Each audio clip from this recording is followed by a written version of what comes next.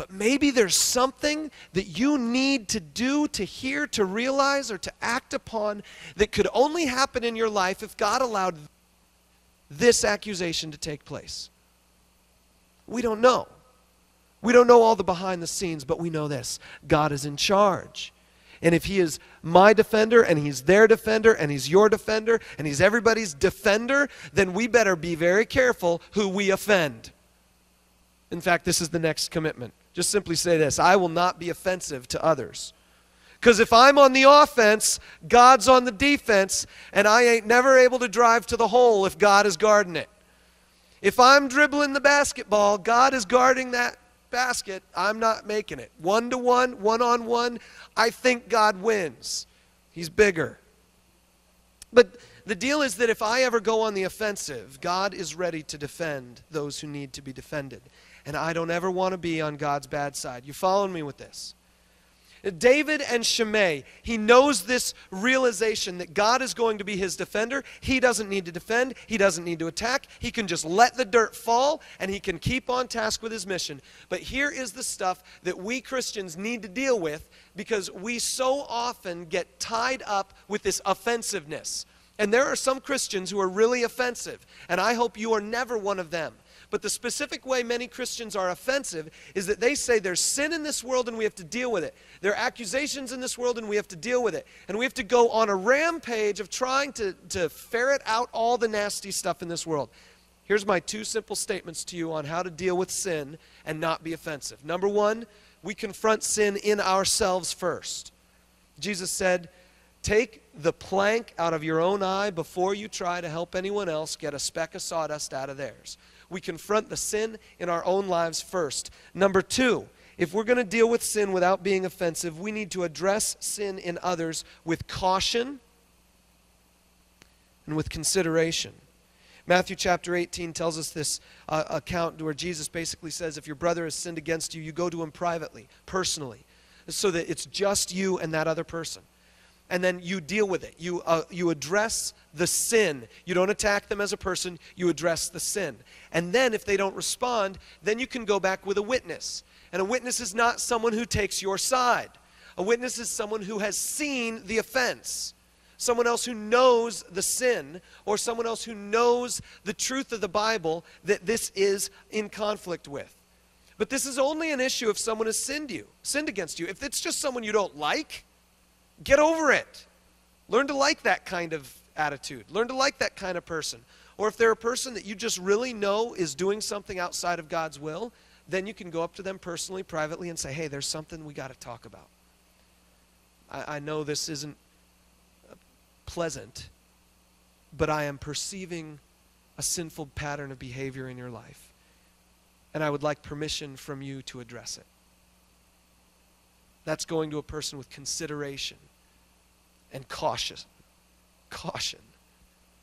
I mean, you don't want to rush into this kind of stuff because it's very easy for you to get offensive. And if you cross that line, the God who you want to defend you is the same God who may defend them. How do we deal with sin in ourselves first, and then we address it in others? But I want to let you know that this story of David and Shimei ends in a fascinating way where God allows integrity to be the deciding factor in the situation. It's phenomenal. We don't have time to read the whole story, but if you looked in 1 Kings, the reference is 1 Kings 2, 36 through 46. I'll just tell you quickly what happens. David dies, and in his last words to his son Solomon, he says, remember Shimei, that guy who pelted me with dirt. I let him live, but you remember him. Don't allow him to live guilt-free for the rest of his life.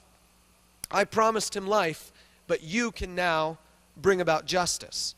And he says specifically to Solomon, his son, he says, I want you to do it because you are wise. So Solomon devises a very wise plan.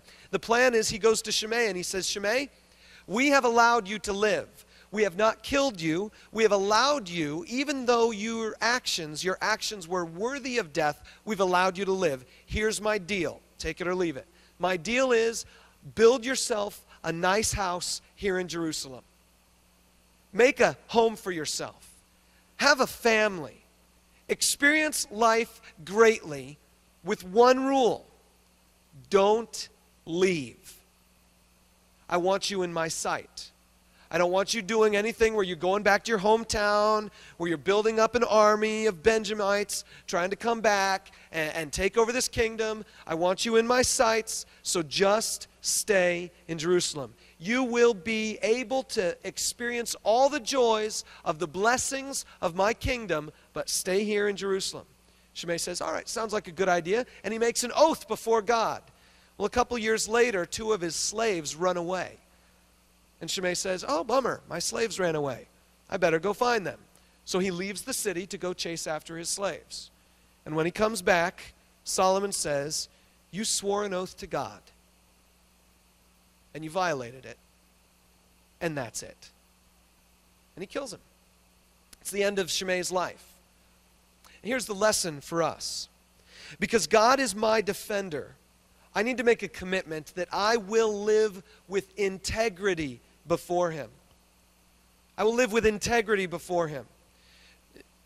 This verse in 1 Peter is just profound in its application here. Let's look at it. It says, live such good lives among the pagans that though they accuse you of doing wrong, they may see your good deeds and glorify God on the day he visits us. Live such good lives that when people who don't believe in God, people who've rejected God, when they accuse you of wrongdoing, there won't be any evidence. In fact, when they accuse you, they'll look into the evidence and they'll change their mind. Live such good lives. Be people of such integrity. You know, this is the thing with our politicians. Every time a politician runs for office, someone brings some dirt up, and they start chucking dirt, right? We've all seen it. They start throwing dirt. But the question is that this politician has not lived a life of complete integrity, and so the doubt cloud begins to build. And here the dirt sticks to the doubt cloud and makes the doubt cloud darker. And we begin to doubt the whole person. And now everybody's looking negatively at this person. We feel the same thing's going to happen to us too, because it will.